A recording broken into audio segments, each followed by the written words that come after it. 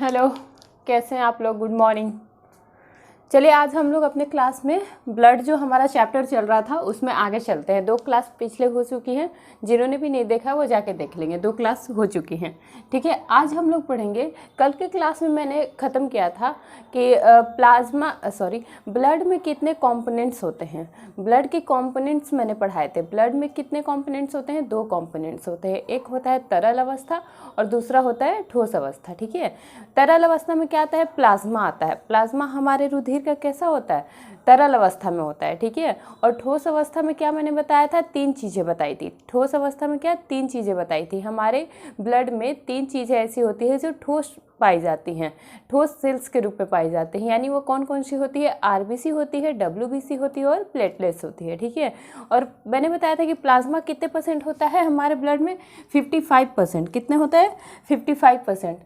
और अन्य पार्टिकल जो सॉलिड पार्टिकल होते हैं वो कितने होते हैं? वो होते हैं 45%। तो आज हम लोग, मैंने कल के क्लास में बोला था कि आज हम लोग प्लाज्मा के बारे में जानेंगे, ठीक है।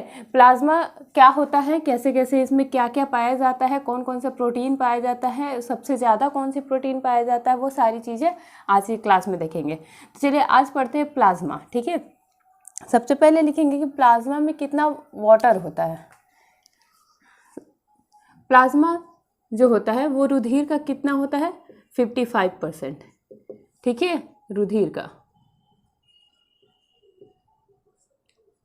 ठीक है। रुधिर का कितना होता है? 55%।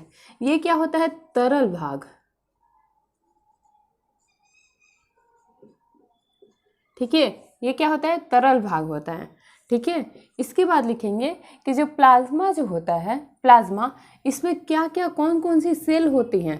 तो इसमें डब्ल्यूबीसी होती हैं, इसमें प्लेटलेट्स भी होता है, प्लेटलेट्स, ठीक है। लेकिन इसमें क्या नहीं होता है? इसमें आरबीसी नहीं होता है।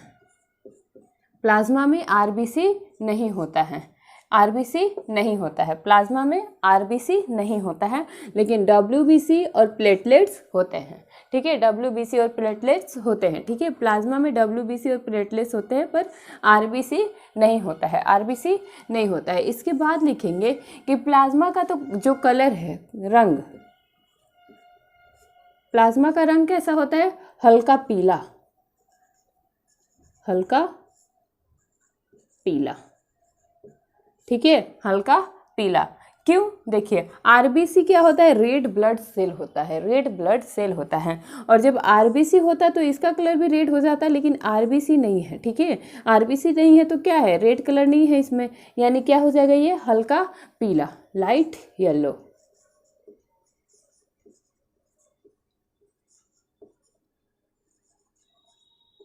लाइट येलो, ठीक है। अब लाइट येलो जो है, हमने बताया था कि किसी भी चीज़ का अगर कोई कलर है तो उसके पीछे कोई ना कोई वर्णक जिम्मेदार ज़रूर है, यानी उसके पीछे कोई ना कोई पिगमेंट है, ठीक है। उसके पीछे, जैसे हमारे ब्लड का जो रंग है वो लाल है, किस पिगमेंट के कारण? हेमोग्लोबिन पिगमेंट के कारण। हमारे जो आसपास में जो पेड़ पौधे होते हैं उनकी पत्तियाँ कैसी होती हैं? हरे रंग की। वो किस पिगमेंट के कारण होती है? क्लोरोफिल के कारण, हम सब जानते हैं, ठीक है। तो यहाँ पे बोला गया है कि प्लाज्मा जो है वो किस रंग का होता है? हल्का पीला रंग का होता है। तो इसके पीछे भी तो कोई पिगमेंट होगा, इसके पीछे भी तो कोई पिगमेंट होगा। किस पिगमेंट के कारण होता है? तो ये होता है वर्णक। कौन सा वर्णक के कारण? बिलिरुबिन। देखिए आपको नाम याद करना पड़ेगा, इसमें मैं कुछ नहीं कर सकती। बिलिरुबिन, बिलिरुबिन के कारण क्या होता है? प्लाज्मा का रंग क्या होता है? हल्का पीला होता है। बिलिरुबिन के कारण हल्का पीला होता है। चलिए नोट कीजिए, जल्दी आगे चलते हैं।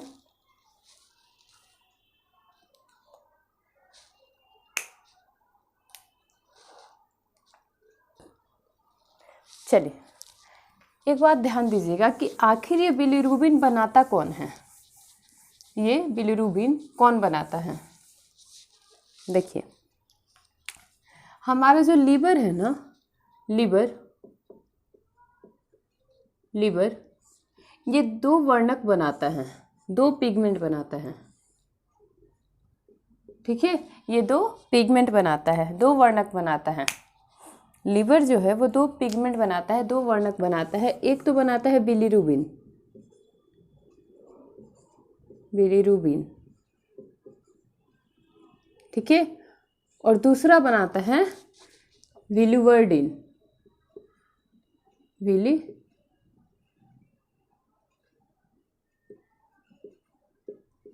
बिलीवर्डिन, ठीक है।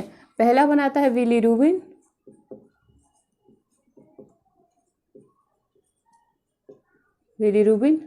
और दूसरा बिलीवर्डिन,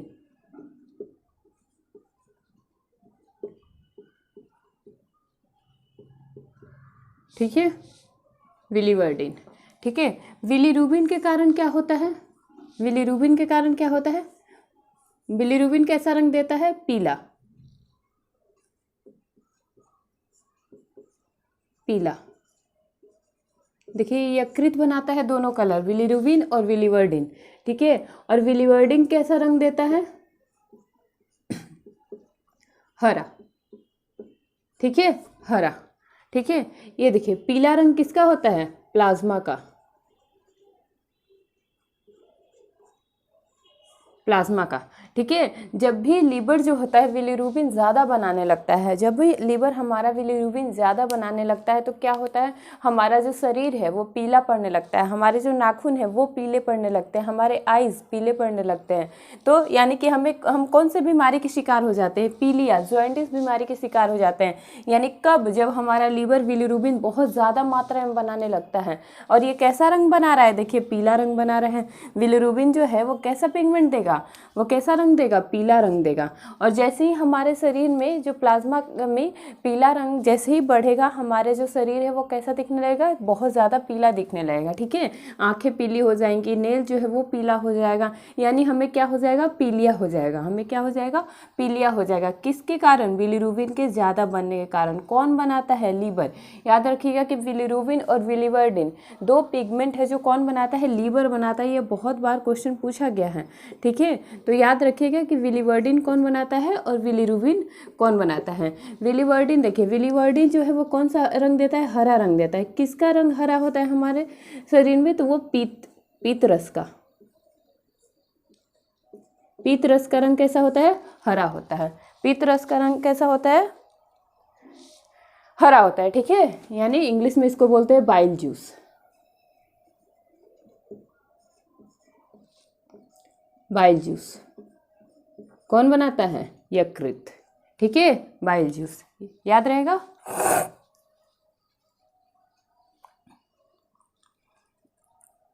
चलिए नोट कीजिए। बिलीरुबिन के कारण हरा और बिलीवर्डिन के कारण बिलीरुबिन के कारण पीला और बिलीवर्डिन के कारण हरा। पीला रंग किसका होता है? प्लाज्मा का होता है। किसके कारण? जब भी पूछिएगा प्लाज्मा का जो पीला रंग होता है किस पिगमेंट के कारण होता है? तो बिलीरुबिन के कारण। और बाइल जूस का रंग हरा होता है किस पिगमेंट के कारण? बिलीवर्डिन के कारण। कौन बनाता है? लीवर बनाता है। चलिए आगे।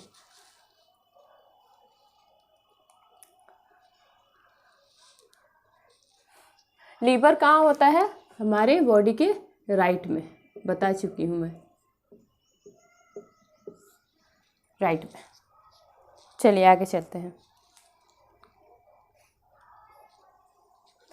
देखिए क्वेश्चन आता है एक कि किस पिगमेंट के ज़्यादा बनने से पीलिया रोग होता है? किस पिगमेंट के ज़्यादा बनने से? अब तो आप लोग आंसर कर सकते हैं। क्वेश्चन आता है कि किस वर्णक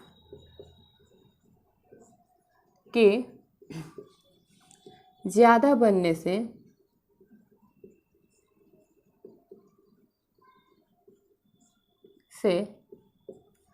पीलिया होता है?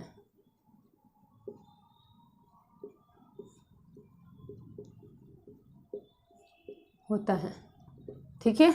इसका आप लोग आंसर हमें कमेंट बॉक्स में देंगे, ठीक है। इसका आंसर कमेंट बॉक्स में।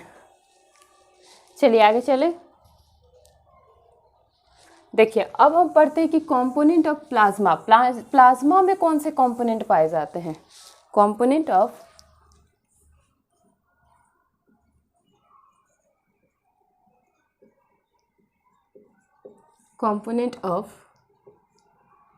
प्लाज्मा।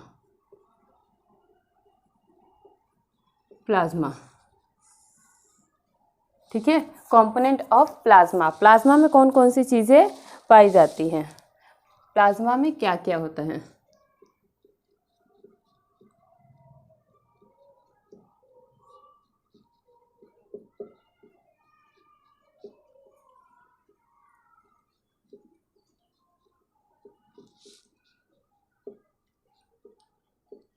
देखिए, प्लाज्मा में सबसे पहले तो होता है पानी, पानी, ठीक है।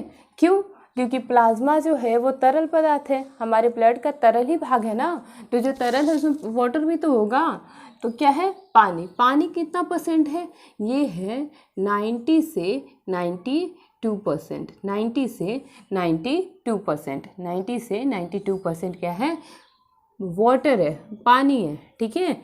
इसके बाद क्या होता है प्लाज्मा में, इसके बाद होता है ग्लूकोज, ग्लूकोज, ग्लूकोज C6H12O6, ठीक है, C6H12O6 ग्लूकोज होता है। इसके बाद पाए जाते हैं ग्लूकोज प्लस क्या, खनिज तत्व पाए जाते हैं, कुछ मात्रा में खनिज तत्व भी पाए जाते हैं, खनिज तत्व यानी मिनरल्स,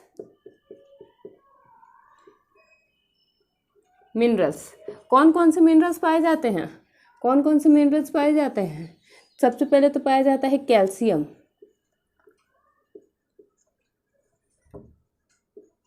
कैल्शियम, कैल्शियम। दूसरा पोटेशियम भी पाया जाता है थोड़ी मात्रा में, पोटेशियम के। उसके बाद क्या पाया जाता है बताइए आप लोग, और भी खनिज तत्व पाए जाते हैं।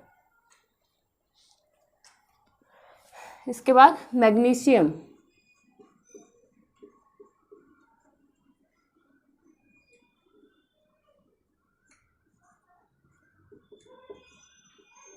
Magnesium Mg। इसके बाद क्लोरीन, क्लोरीन Cl, ठीक है। इसके बाद क्या पाया जाता है, इसके बाद पाया जाता है सोडियम, थोड़ी मात्रा में सोडियम भी पाया जाता है। देखिए कौन कौन से खनिज तत्व पाए जाते हैं, Na, ठीक है। कौन कौन से खनिज तत्व पाए जाते हैं, और ये खनिज तत्व कितने परसेंट पाए जाते हैं, ग्लूकोज प्लस खनिज तत्व जो है, ग्लूकोज प्लस खनिज तत्व ये कितने परसेंट पाए जाते हैं प्लाज्मा में, तो 1%, 1% में, ठीक है। 90 से 92% क्या होता है, वाटर होता है। 1% में क्या होता है, ध्यान देंगे आप लोग कि 90 से 92% प्लाज्मा में क्या होता है, वाटर होता है। उसके बाद 1% में क्या होता है, ग्लूकोज होता है और खनिज तत्व होते हैं। कौन कौन से मिनरल्स पाए जाते हैं हमारे प्लाज्मा में, कौन कौन से मिनरल्स पाए जाते हैं, क्वेश्चन आता है कि कौन कौन से मिनरल्स जो होते हैं, कौन कौन से खनिज तत्व हमारे प्लाज्मा में पाए जाते हैं, तो इतने सारे खनिज तत्व पाए जाते हैं, इतने सारे खनिज तत्व पाए जाते हैं। कौन कौन से, calcium, potassium, magnesium, chlorine, sodium, ठीक है। Calcium, potassium, magnesium, chlorine, sodium, ठीक है। ये सारे जो मिनरल्स है ये जो है बहुत कम मात्रा में पाया जाता है, और सोडियम भी बहुत कम मात्रा में पाया जाता है, ठीक है। बाकी कैल्शियम, मैग्नीशियम, क्लोरीन ये पाया जाता है, ठीक है। और इनकी जो संख्या है वो काफ़ी कम है, ठीक है, क्वांटिटी इनकी कम होती है पोटेशियम और सोडियम की, ठीक है। चलिए जल्दी से नोट कीजिए, आगे चलते हैं।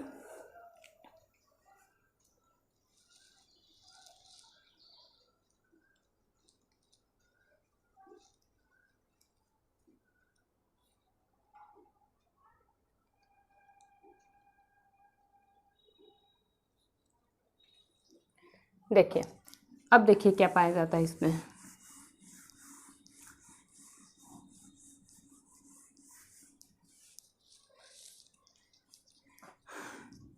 इसमें पाया जाता है प्रोटीन। उस दिन भी मैंने बताया था कल पिछले क्लास में, प्रोटीन, इसमें पाया जाता है प्रोटीन। कितने मात्रा पाया जाता है, 7 to 9%, 7 to 9%। 7 to 9% में क्या पाया जाता है? प्रोटीन पाया जाता है। याद रखिएगा लोग, मैंने 100% का लगभग बता दिया कि 90 से 92% क्या होता है? वाटर होता है। 1% में क्या होता है? ग्लूकोज होता है और मिनरल्स होते हैं। मिनरल्स कौन कौन से होते हैं? क्लोरीन, कैल्शियम, मैग्नीशियम, उसके बाद पोटेशियम, सोडियम, ठीक है। उसके बाद आता है प्रोटीन। प्रोटीन कितना होता है? 7 to 9%। 7 to 9%। अब सवाल आता है कि कौन कौन से प्रोटीन होते हैं? तो मुख्य 3 प्रोटीन मैंने पिछले क्लास में बताया है और भी बताती हूँ, ठीक है। 9% में क्या होता है? पहला तो होता है थ्रोम्बिन प्रोटीन। थ्रोम्बिन,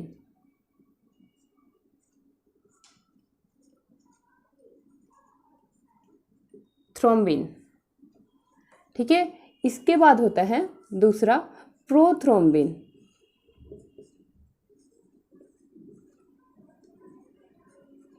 प्रोथ्रोम्बिन, इसको हिंदी में भी थ्रोम्बिन ही बोलेंगे, थ्रोम्बिन। ये क्या है? प्रोथ्रोम्बिन, प्रोथ्रोम्बिन, ठीक है। इसके बाद आता है एल्बुमिन। एल्बुमिन, इसके बाद ग्लोबुलिन,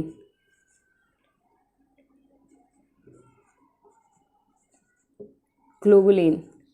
इसके बाद होता है फाइब्रिनोजिन।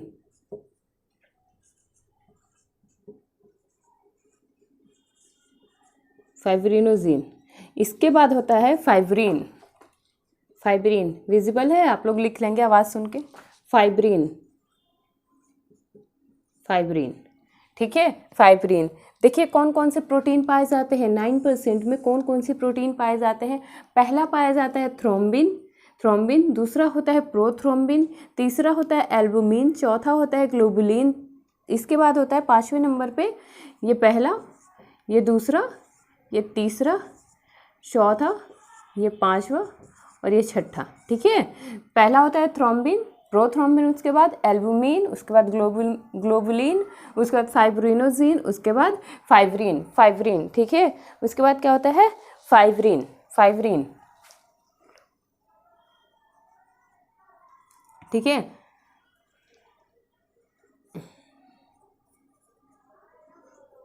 ठीक है। अब देखिए ये जितने भी प्रोटीन है ना, ये जितने भी मैंने 6 प्रोटीन बताए हैं, ये जितने भी 6 प्रोटीन मैंने बताए हैं, ये क्या करता है? हमारे ब्लड में क्या करता है? क्लोटिंग का काम करता है। क्लोटिंग, ब्लड का क्लोट करवाता है। ये सारे जो होते हैं ना, ये ब्लड का क्लोट करवाते हैं।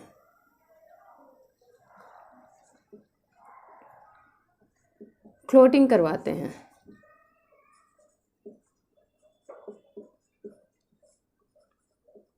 अब सवाल आता है कि मैम ब्लड का जो क्लोटिंग है वो कहाँ करवाते हैं? क्या ब्लड में क्लोटिंग करवा देंगे? शरीर के अंदर ही? तो नहीं, ये शरीर के अंदर ब्लड में क्लोटिंग नहीं करवाते, शरीर के बाहर क्लोटिंग करवाते हैं। जैसे जब भी किसी का हाथ पैर कट जाता है या फिर कहीं कट लग जाता है बॉडी में, तो क्या होता है? थोड़ी देर के बाद अगर हम उस पर कोई कॉटन रखते हैं या फिर कोई भी चीज़ अगर मलहम लगाते हैं, तो मलहम लगाते हैं तो वो क्या करता है? ऑक्सीजन से हमारा जो ब्रेकडाउन होता है, ऑक्सीजन से क्या करता है? ब्रेकडाउन करवा देता है। और जैसे ही ऑक्सीजन से ब्रेकडाउन होता है ब्लड का, जैसे ही ऑक्सीजन से कनेक्शन हटता है ब्लड का, तो क्या होता है? वहाँ पे क्लोटिंग होने लगता है। यानी अगर यहाँ पे मेरे कट लग गए और यहाँ पे मैंने इसको पकड़ के कुछ देर रखा, तो क्या होता है? यहाँ पे इसका कनेक्शन, यहाँ से ब्लड का कनेक्शन O2 से हट जाएगा और यहाँ पे क्या हो जाएगा? ब्लड का क्लोटिंग हो जाएगा। ब्लड जो है होगा उसका थक्का जम जाएगा। यहाँ पे जहाँ कट लगा होगा वहाँ पे ब्लड का क्या होगा? थक्का जम जाएगा। यानी कि वो थक्का कैसे जमता है? वो आखिर थक्का जमा कैसे? तो वो इन सारे प्रोटीन की वजह से जमा, इन सारे प्रोटीन की वजह से जमा। यानी कि ये ब्लड क्लोटिंग करवाते हैं कहाँ पे? शरीर के बाहर, शरीर के बाहर, शरीर के बाहर, ठीक है, शरीर के बाहर। एक और इम्पॉर्टेंट क्वेश्चन आता है, उसके बारे में आगे पढ़ाऊंगी मैं, बात होगा उस पर, लेकिन एक और क्वेश्चन आता है कि हमारे शरीर के अंदर, अब देखिए मैंने आपको बताया कि इतने सारे जो प्रोटीन हैं वो क्या करते हैं, ब्लड का क्लोटिंग करवाते हैं, ब्लड को जमाते हैं। तो ऐसा भी तो हो सकता है कि ये शरीर के अंदर भी ब्लड को जमा दें, क्लोट करवा दें, तो ऐसा भी तो हो सकता है। लेकिन इसमें क्या पाया जाता है, हमारे ब्लड में भी हिपेरिन नामक प्रोटीन पाया जाता है, एक और प्रोटीन पाया जाता है जिसको हम बोलते हैं हिपेरिन। वो क्या करता है, हमारे ब्लड को शरीर के अंदर क्लोटिंग होने से रोकता है, ठीक है, क्लोट्स नहीं बनने देता है शरीर के अंदर, ठीक है। और ये क्या है, ब्लड क्लोटिंग करवाते हैं कहाँ, शरीर के बाहर। अगर शरीर में हमारा कहीं कट लग जाता है तो वहाँ पे क्लोट्स बन जाते हैं, ब्लड के जो जम जाता है वहाँ पे, वो किसके कारण जमता है, thrombin, prothrombin, albumin, globulin, fibrinogen और फाइब्रिन के कारण। ये सारे प्रोटीन के कारण क्या होता है, आउटर भाग में, शरीर के बाहरी हिस्से में ब्लड जमता है, ब्लड जमता है। अगर ये प्रोटीन हमारी बॉडी में ना हो, अगर ये प्रोटीन हमारे प्लाज्मा में ना हो, तब क्या होगा, तब क्या होगा कि ब्लड जो होगा वो क्लॉट्स बनेगा ही नहीं, ब्लड का क्या होगा, क्लॉट्स बनेगा ही नहीं। तो जब भी हमें कहीं चोट लग जाएगी, हमारे हाथ कट जाएंगे या फिर कहीं कट लग जाएगा, सर फट जाएगा, तो क्या होगा, हमारे ब्लड का क्लॉट्स नहीं बन पाएगा, हमारा ब्लड नहीं जम पाएगा उस जगह पे। तो जब ब्लड ही नहीं जम पाएगा तो क्या होगा, ब्लड का फ्लो होते रहेगा बाहर, तो क्या होगा, हमारे शरीर से सारा जो ब्लड होगा वो बाहर आ जाएगा, ठीक है, सारा जो ब्लड होगा हमारे बॉडी का ये कहाँ कहाँ आ जाएगा, बाहर आ जाएगा। यानी ब्लड का क्लोटिंग होगा ही नहीं। जब ये सारे प्रोटीन की कमी हो जाएगी, ये सारे प्रोटीन हमारे प्लाज्मा में नहीं होंगे, तो क्या होगा, ब्लड क्लोट हो ही नहीं पाएगा, यानी जम ही नहीं पाएगा, ठीक है, जिससे हम सर्वाइव ही नहीं कर पाएंगे। इसलिए ये सारे प्रोटीन हमारे बॉडी के लिए सबसे ज़्यादा ज़रूरी होता है। अब इसमें भी आता है कि इसमें भी कौन सा ऐसा प्रोटीन है जो सबसे ज़्यादा क्लोट्स करवाता है, सबसे ज़्यादा क्लोट्स करवाता है, कोई बताएगा, कमेंट करेगा। देखिए सबसे ज़्यादा जो होता है, ये सारे क्लोट्स करवाते हैं, लेकिन सबसे ज़्यादा ये करवाता है मेन प्रोटीन, मेन क्लोटिंग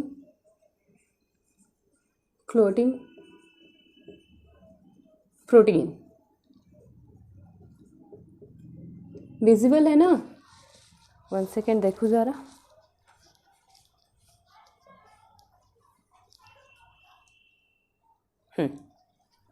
ठीक है। मेन जो होता है वो कौन क्लोट करवाता है, मेन कौन सा क्लोटिंग में मदद करता है, फाइब्रिनोजिन, फाइब्रिनोजिन। यानी क्वेश्चन आएगा कि हमारे शरीर में ब्लड का क्लोट कौन कौन सा प्रोटीन करवाता है, तो कौन सा प्रोटीन करवाता है, फाइब्रिनोजिन।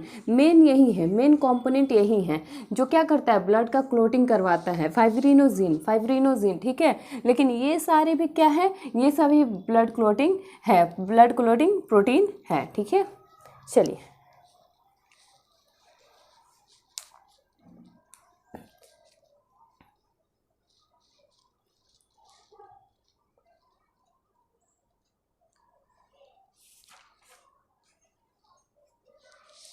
ठीक है, याद रहेगा।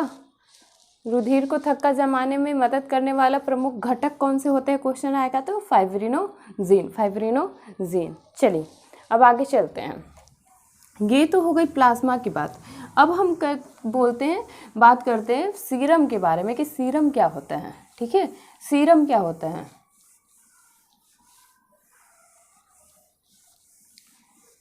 देखिए सीरम बहुत बार आपने सुना होगा, सीरम ये भी हमारे ब्लड का ही भाग है, ठीक है, सीरम भी हमारे क्या है, ब्लड का ही भाग है, सीरम भी हमारे ब्लड का ही भाग है, ठीक है। आइए देखते हैं। देखिए जब प्लाज्मा से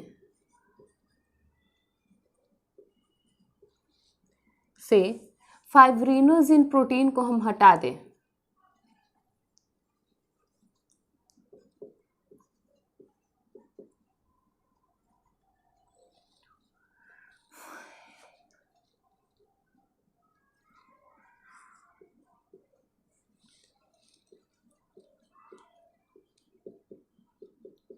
जब प्लाज्मा से फाइब्रिनोजिन प्रोटीन को हम हटा देते हैं, फाइब्रिनोजिन प्रोटीन को हम हटा देते हैं तो क्या बचता है? सीरम बचता है। सीरम क्या बचता है?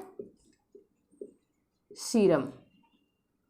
सीरम, ठीक है। जब फाइब्रिनोजिन प्रोटीन को हम प्लाज्मा से हटा देंगे तो क्या बच जाएगा? सीरम बच जाएगा। केवल क्या बच जाएगा? सीरम बच जाएगा। यानी ये सीरम जो क्या होता है, ये क्लॉट्स नहीं करने देता है। यानी देखिए सबसे ज़्यादा क्लॉटिंग प्रोटीन कौन है? फाइब्रिनोजिन। जब प्लाज्मा से हम फाइब्रिनोजिन प्रोटीन को ही निकाल देंगे, फाइब्रिनोजिन प्रोटीन को ही निकाल देंगे तो क्या होगा? प्लाज्मा में जो होगा वो क्लोटिंग प्रोटीन बचेगा ही नहीं। यानी ये क्या होता है? ये तरल अवस्था होता है, द्रव्य अवस्था होता है जो क्लोटिंग नहीं करने देता है। क्या करता है? क्लोट्स नहीं बनने देता है। ठीक है, लिखेंगे सीरम। सीरम ब्लड का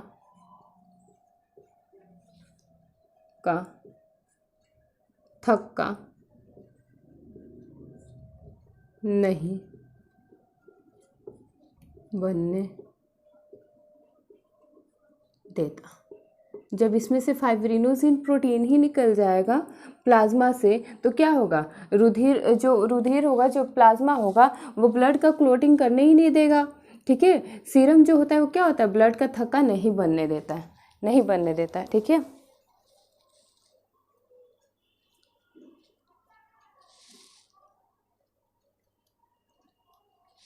देखिए यहाँ से क्वेश्चन बनता है, पूछता है कि प्लाज्मा का वो भाग जो ब्लड क्लोटिंग में भाग नहीं लेता है।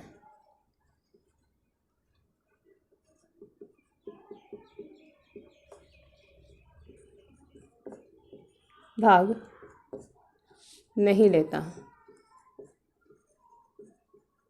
कौन सा होता है वो? सीरम। ठीक है, सीरम। चलिए आगे चलते हैं, एंटी सीरम के बारे में जानते हैं।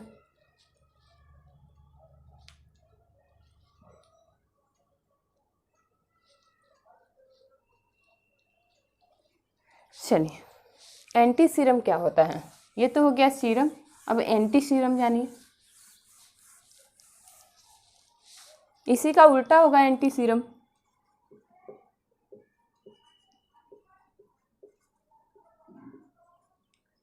एंटी सीरम ये क्या करता है? एंटी सीरम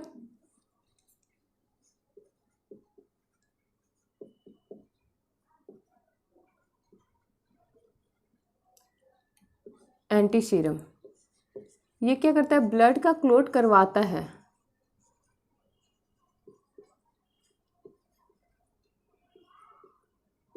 क्लोटिंग करवाता है। ठीक है, ब्लड का क्लोटिंग करवाता है, ब्लड का क्लोटिंग करवाता है। एंटी सीरम क्या होता है? ब्लड का क्लोटिंग करवाता है। अच्छा, ब्लड ग्रुप चेक करने के टाइम डॉक्टर ब्लड में कौन सा केमिकल मिलाता है? क्वेश्चन आता है कि ब्लड ग्रुप चेक करने के टाइम, ब्लड ग्रुप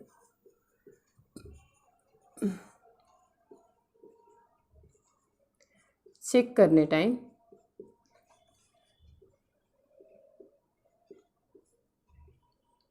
किस समय डॉक्टर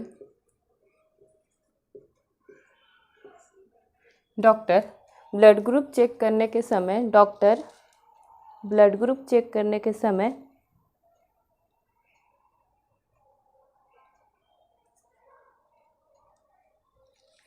लिखेंगे ब्लड ग्रुप चेक करने के समय डॉक्टर ब्लड में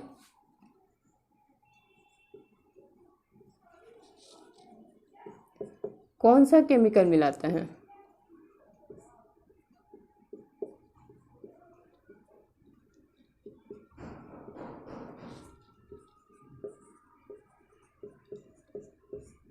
तो कौन सा केमिकल मिलाता है?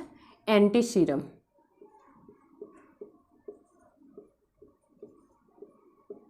एंटी सीरम, ठीक है, एंटी सीरम। चलिए आगे चलते हैं, 1-2 पॉइंट और जानेंगे।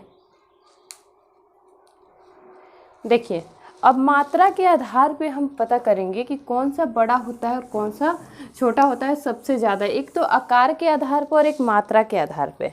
देखिए मात्रा, क्वांटिटी,